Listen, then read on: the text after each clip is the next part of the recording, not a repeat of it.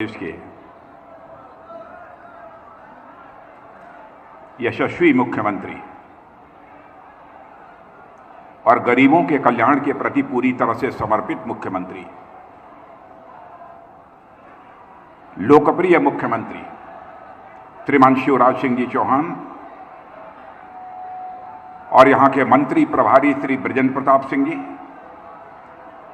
यहां की लोकप्रिय सांसद जो संसद में बराबर अपने क्षेत्र की समस्याओं को प्रभावी तरीके से उठाती रहती हैं, ऐसी श्रीमती रीति पाठक जी, श्री अजय प्रताप सिंह जी राज्यसभा के सांसद, श्री शीर्ष कांतिदेव सिंह जी प्रदेश उपाध्यक्ष, श्री रणवीर सिंह जी रावत, श्री राम सिमरन जी गुप्ता, श्री प्रज्ञा त्रिपाठी, श्री राम लल्लू वैस, श्री कुंवर सिंह जी, श्री अमर सिंह जी, श्री सुभाष चरित्र जी और इस सार्वजनिक सभा में मौजूद मेरे सभी सम्मानित बहनों एवं भाइयों,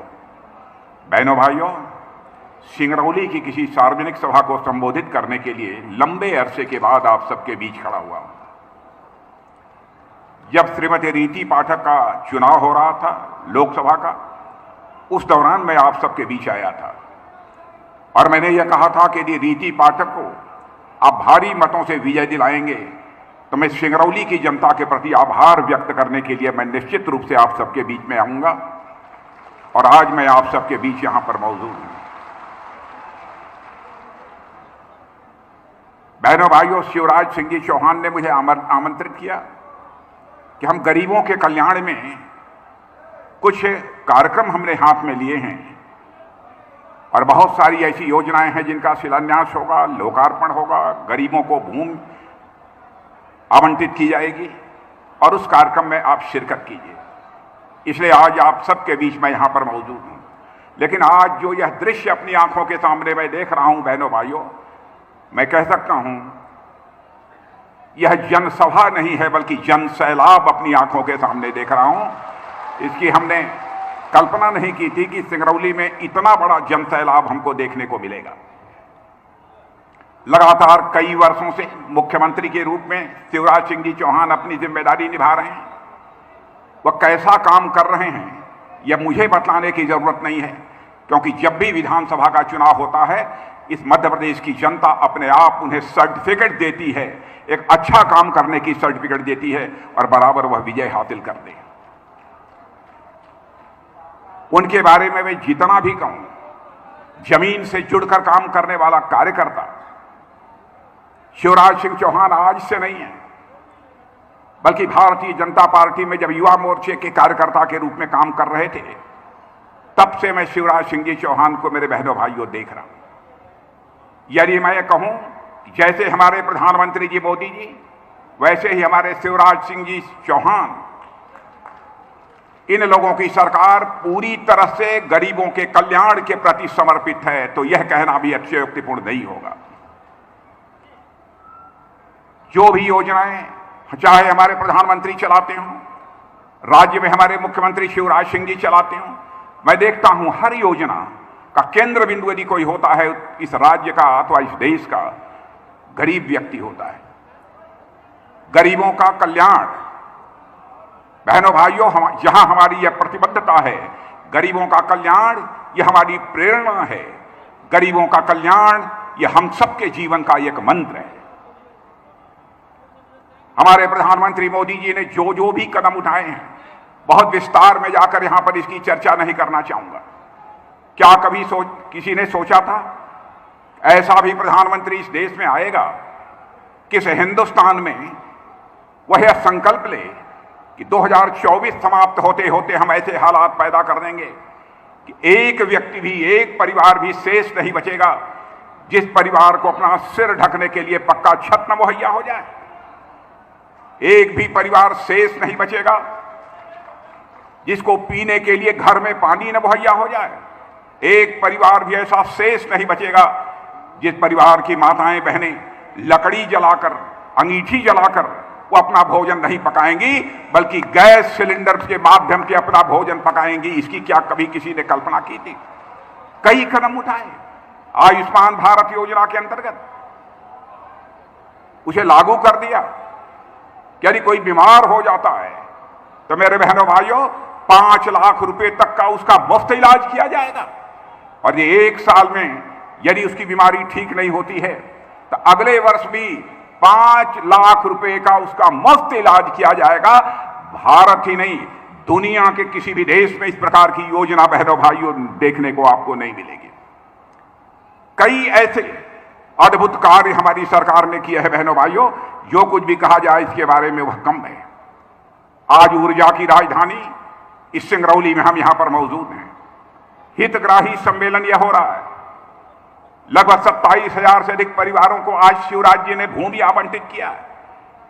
यदि यहां के मुख्यमंत्री शिवराज जी की गरीबों के कल्याण के प्रति प्रतिबद्धता न होती तो मैं समझता हूं कि यह पुनीत कार्य वह किसी भी सूरत में न करते।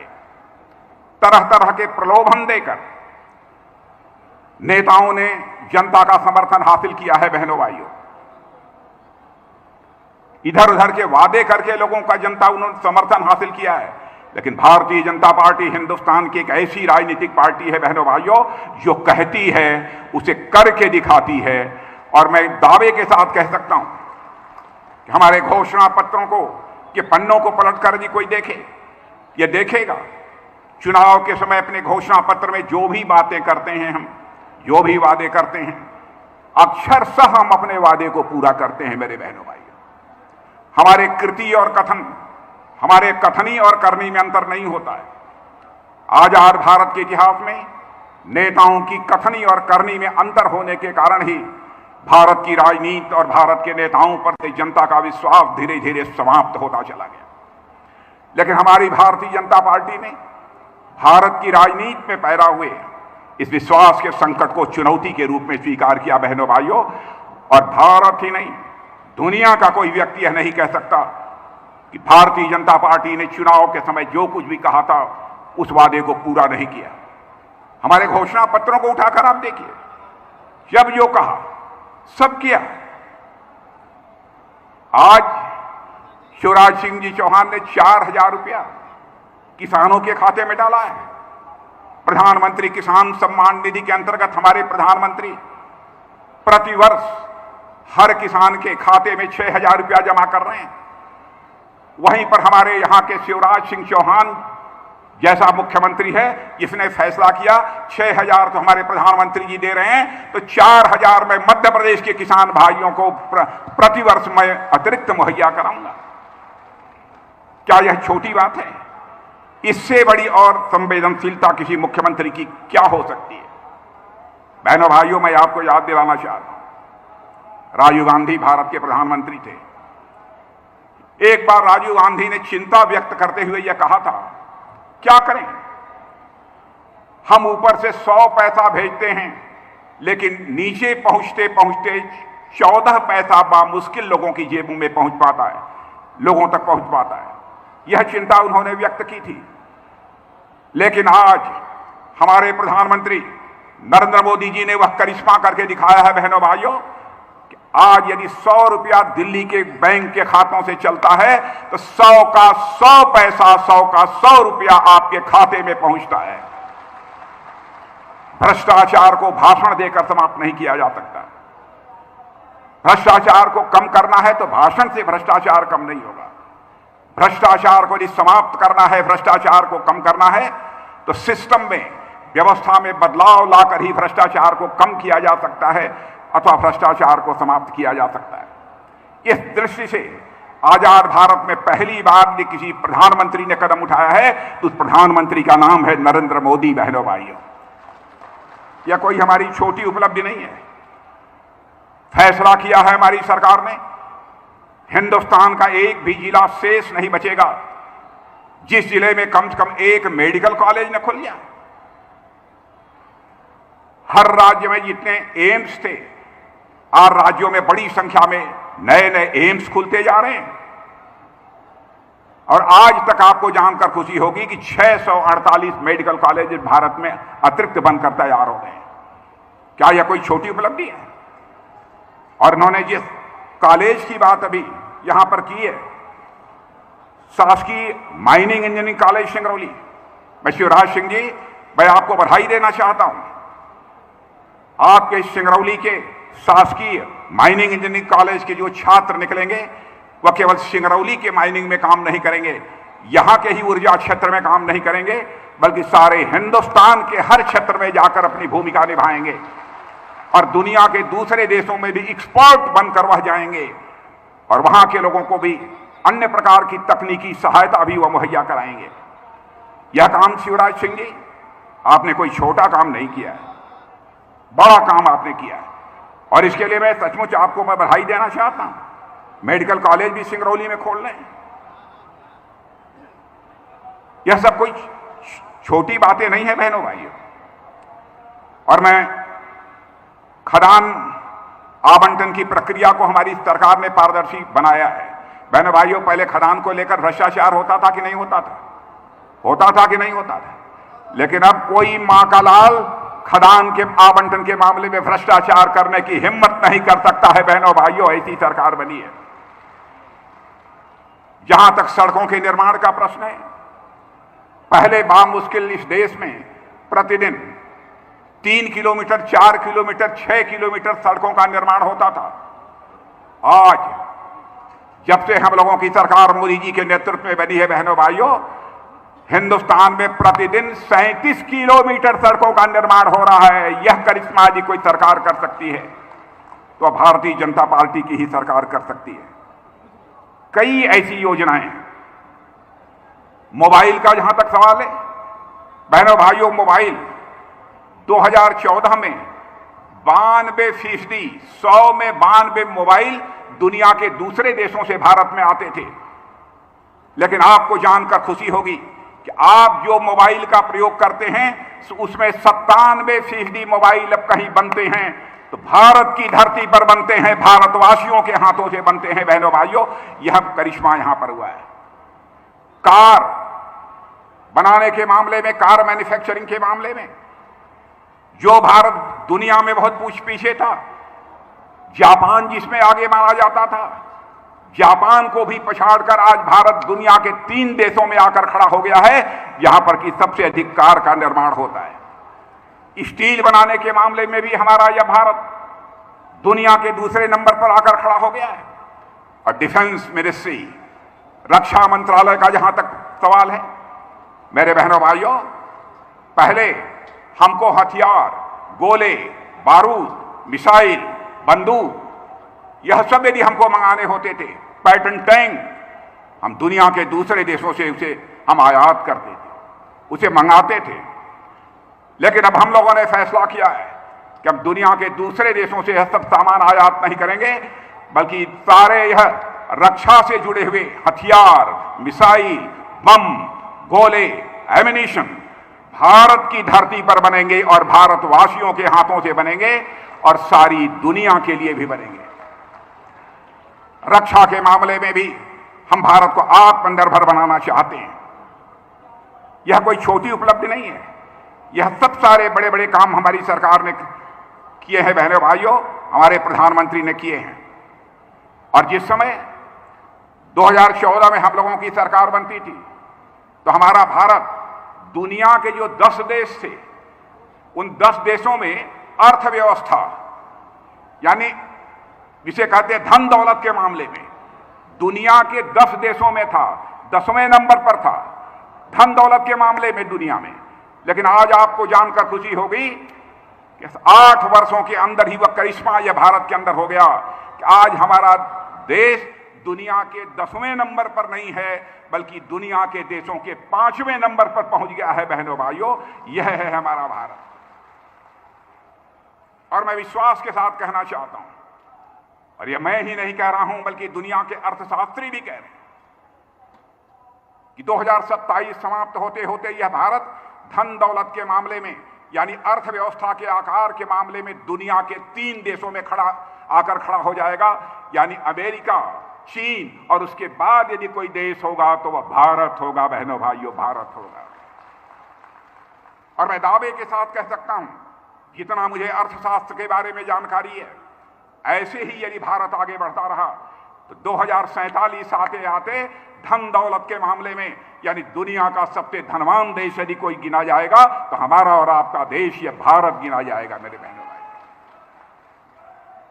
अभी हमारे शिवराज सिंह जी से चर्चा कर रहे थे रूस और यूक्रेन के बीच जो युद्ध चल रहा है। बहनों भाइयों,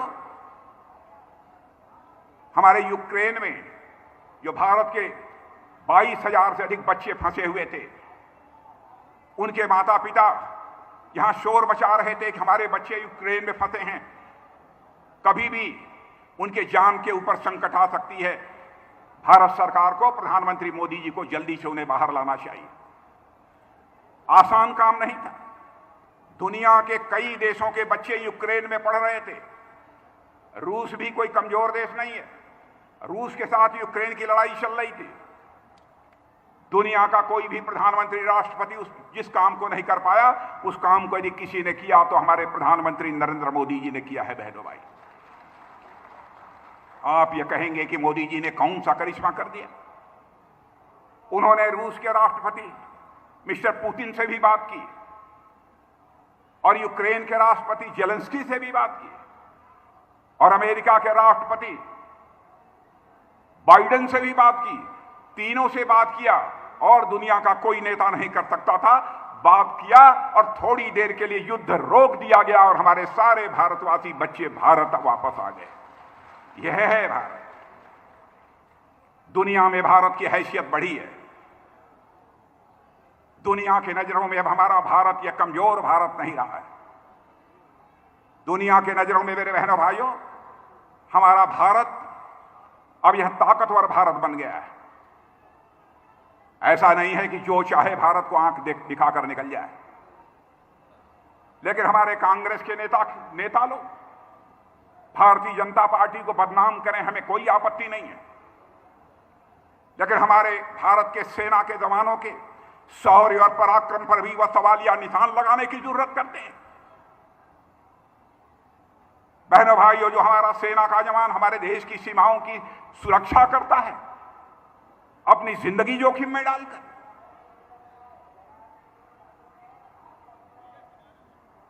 क्या क्या बातें कांग्रेस के नेताओं ने की हैं। और एक नेता जो इसमें भारत जोड़ो यात्रा पर निकले हुए बहने, जैसे पता नहीं क्या हो गया उनको। देश का रक्षा मंत्री होने के नाते मैं खुलकर नहीं बतलाऊंगा, लेकिन मैं साफ कर देना चाहता हूं बहनों भाइयों, जो भी इस बार युद्ध हुआ है, चाहे भारत चीन के साथ, उसमें जिस शौर्य पराक्रम का परिचय हमारी सेना के जवानों ने दिया है बहनों भाइयों, यदि मैं उसकी चर्चा किसी के सामने में कर दूं, सबका सीना चौड़ा हो जाएगा हर भारतीय का। बहनों भाइयों, वह करिश्माई काम किया है।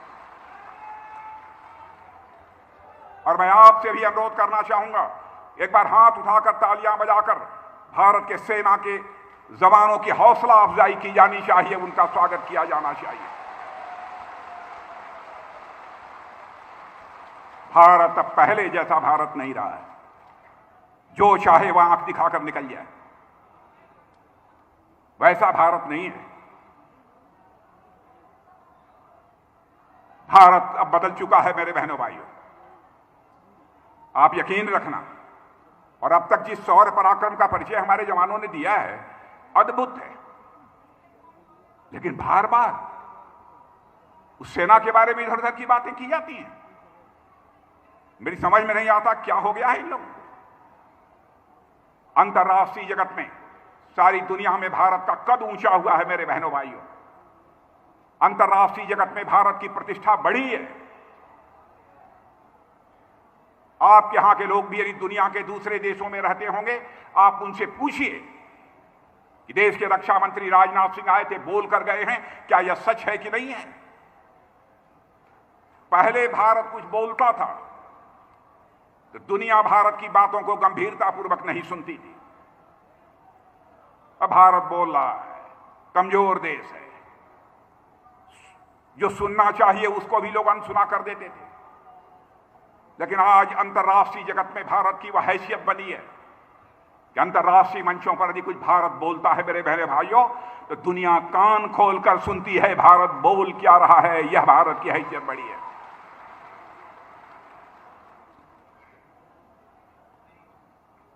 आज उस भारत के बारे में भी अनाप शनाप की बातें। और एक कांग्रेस के नेता, मैं नाम नहीं लेना चाहता, आप लोग जानते होंगे, भारत जोड़ो यात्रा पर निकले।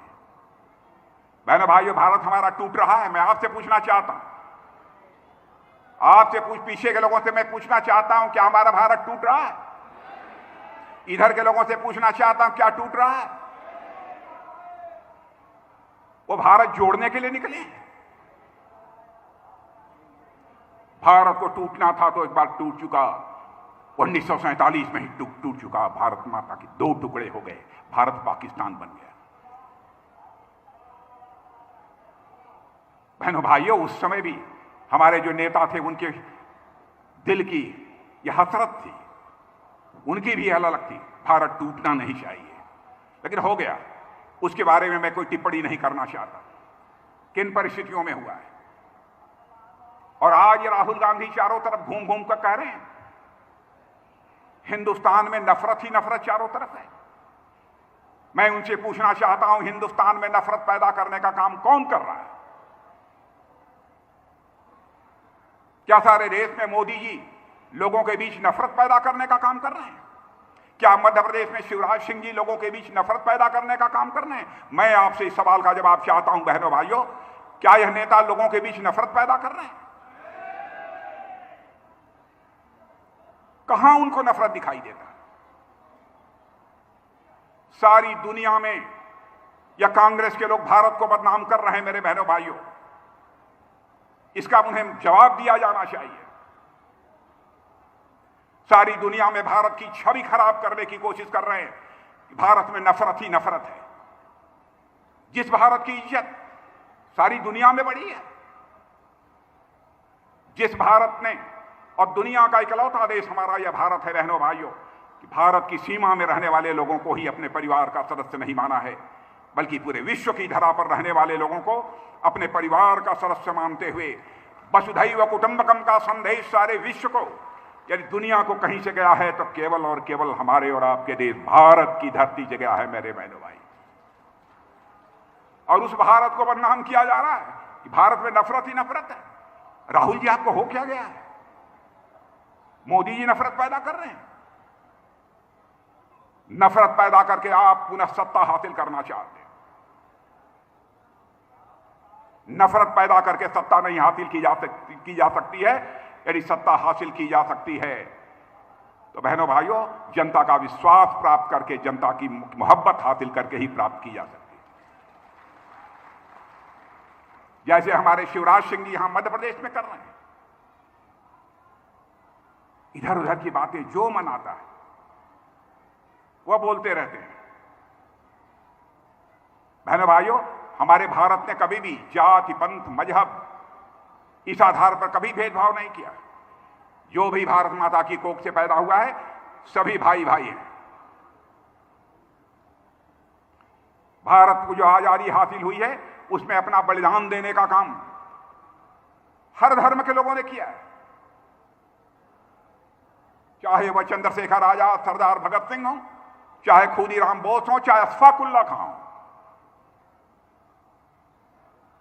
क्या दीवानगी थी। 26 साल की जवानी चंद्रशेखर आजाद इलाहाबाद के कंपनी गार्डन में अपने रिवाल्वर की गोलियों से अंग्रेज दुश्मनों को भूनते भूनते जब रिवाल्वर में अंतिम गोली शेष बची तो उन्हें इस बात की चिंता सताने लगी कि कहीं विदेशियों की रिवाल्वर की विदेशी गोली हमारे जिस्म में प्रवेश कर हमारे जिस्म को नापाक न कर दे। इसलिए चंद्रशेखर आजाद ने अपने ही रिवाल्वर की अंतिम गोली अपने सीने में दाग लेने का काम किया था, तब जाकर यह भारत आजाद हुआ है। वहीं हम अशफाक उल्लाह खां को भी नहीं भूल सकते। 21 साल की जवानी थी, मां कहती थी बेटा अशफाक उल्लाह शादी कर ले, बहुला, मैं बूढ़ी हो गई हूं, मेरी देखभाल करेगी, मेरी परवरिश करेगी। लेकिन अशफाक उल्लाह के दिल में तो आजादी हासिल करने की दीवानगी थी। मुस्कुरा कर वह अपनी मां के आग्रह को टाल देता। जब अंग्रेजों की हत्या करने के मामले में अशफाक उल्लाह को फांसी की सजा हो गई, फांसी के तख्त पर ले जाया गया, तो मजिस्ट्रेट ने पूछा, बोलो अशफाक उल्लाह, तुम्हारी अंतिम मुराद क्या है, ताकि तुम्हारी अंतिम मुराद का संदेश मैं तुम्हारी मां तक पहुंचा दूं।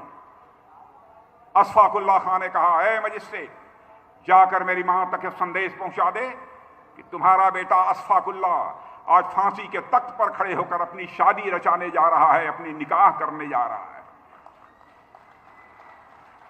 मजिस्ट्रेट ने पूछा, क्या अशफाकुल्लाह तुम पागल हो गए हो?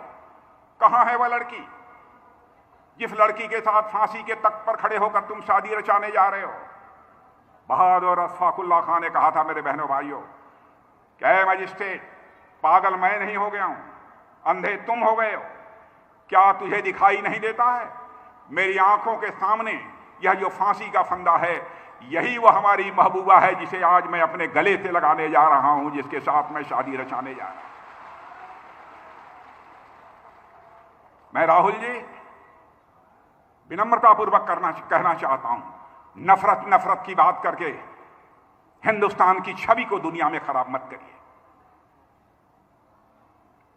आप नफरत करके नफरत पैदा कर रहे हैं। आप दुनिया के लोगों के बीच जाकर, आप भारत के लोगों के बीच जाकर मोदी जी के प्रति नफरत पैदा करते हैं, भारतीय जनता पार्टी के प्रति नफरत पैदा करते हैं। किसके प्रति नफरत पैदा करते हैं? देश इस सवाल का जवाब चाहता है। लेकिन सारी दुनिया में तो यही छवि बन रही है कि भारत में नफरत ही नफरत है, और कहते हैं कि नफरत के बाजार में मैं मोहब्बत बेचने के लिए निकला हूं। बहनों भाइयों, कुछ मोहब्बत आपको भी मिली है उनकी? मैं आपसे पूछना चाहता हूं, उन्होंने कुछ मोहब्बत दिया है कि नहीं दिया?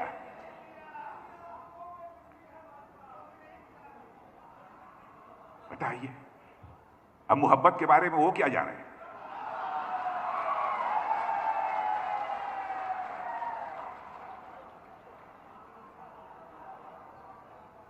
बहनों भाइयों, ध्यान रखना चाहिए। मैं राहुल जी को भी कहना चाहूंगा, कांग्रेस के दोस्तों से भी कहना चाहूंगा, राजनीति केवल सरकार बनाने के लिए नहीं की जानी चाहिए। राजनीति की जानी चाहिए तो समाज बनाने के लिए राजनीति की जानी चाहिए, देश बनाने के लिए राजनीति की जानी चाहिए।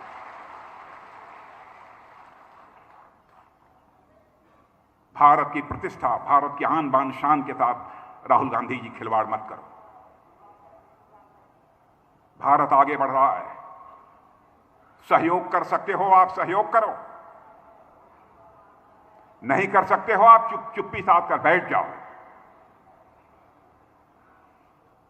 भारत को अंतर्राष्ट्रीय जगत में बदनाम करने की कोशिश मत करो। बहनों भाइयों, बातें बहुत सारी सी हैं, बस इतना ही मैं कहना चाहूंगा, भारतीय जनता पार्टी हिंदुस्तान की एक ऐसी राजनीतिक पार्टी है जो कहती है वो करती है, चाहे उसके लिए हमें जो भी कीमत चुकानी पड़े।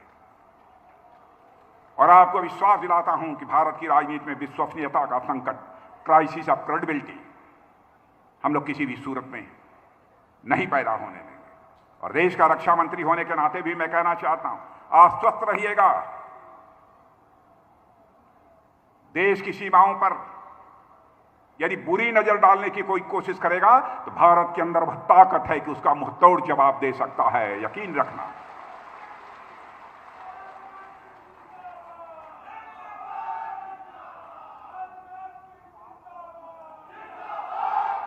बहुत सारी ऐसी बातें हैं जो कि खुलकर की ही नहीं जा सकती। सचमुच मुझे अपने सेना के जवानों पर बहुत ही फक्र है मेरे बहनों भाई। और इस तरीके से बेबुनियाद अनर्गल बातें करने वालों को जनता निश्चित रूप से जवाब देगी, मुझे पूरा यकीन है। मैं अपना सौभाग्य मानता हूं कि आज इस कार्यक्रम में मुझे भाग लेने का अवसर हमारे यहां के मुख्यमंत्री, हमारे छोटे भाई श्री शिवराज सिंह जी चौहान ने यह अवसर मुझे दिया है। बहनों भाइयों, शिवराज सिंह जी के बारे में मुझे कुछ ज्यादा नहीं कहना है, बच्चा बच्चा अच्छी तरह परिचित है। सादगी, सरलता, सभी से प्यार करना, सभी की समस्याओं का निराकरण करने के लिए भरपूर ईमानदारी से कोशिश करना, यह उनकी प्रकृति है, यह उनका स्वभाव है। और इसीलिए लगातार इतने लंबे समय तक वह बराबर मुख्यमंत्री की कुर्सी पर बने हुए हैं। बीच में थोड़ा सा आप लोगों ने गड़बड़ कर दिया था, लेकिन मैं समझता हूं कि आगे उसकी भरपाई निश्चित रूप से मध्य प्रदेश की जनता करेगी, मुझे पूरा विश्वास है उसकी भरपाई करेगी। क्योंकि जो हम लोगों के विरोधी हैं उनके देख लिया आपने वो क्या क्या करते हैं। और आज जो कुछ भी शिवराज सिंह जी आपने, आपकी सरकार ने किया है, उसके लिए मैं पुनः आपको हार्दिक बधाई देता हूं। बहुत ही पुण्य कार्य आपने किया है। जिनके पास जमीन नहीं, ऐसे 25,500 से अधिक लोगों को जमीन आवंटित कर दिया मुफ्त में। मैं आज जब आवंटित कर रहा था वह सर्टिफिकेट, जमीन जिनको मिली है जो उनको आवंटित कर रहा था, बहनों भाइयों, उनके चेहरे की मुस्कान,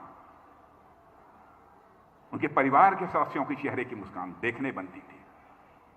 कोई भी संवेदनशील व्यक्ति होगा तो उसे देखकर भावुक हो उठेगा। यह लग रहा था कि अपने दिल से वह आशीर्वाद दे रहे हैं। लोक कल्याणकारी सरकार इसे ही कहते हैं। और यह काम शिवराज सिंह जी की प्रकृति में है, उनके स्वभाव में है, बराबर करते रहते हैं। और मुझे पूरा विश्वास है कि आप सबका समर्थन, आप सबका विश्वास सदैव उन्हें मिलता रहेगा। इन्हीं शब्दों के साथ, इतनी बड़ी संख्या में आप सब मौजूद हैं, इतनी देर से बैठे हुए हैं, जो आपने धैर्य का परिचय दिया है, इसके लिए पुनः एक बार शीश झुकाकर आप सभी का अभिनंदन करता हूं, आप सभी का स्वागत करता हूं और इसी के साथ अपना निवेदन भी समाप्त करता हूं।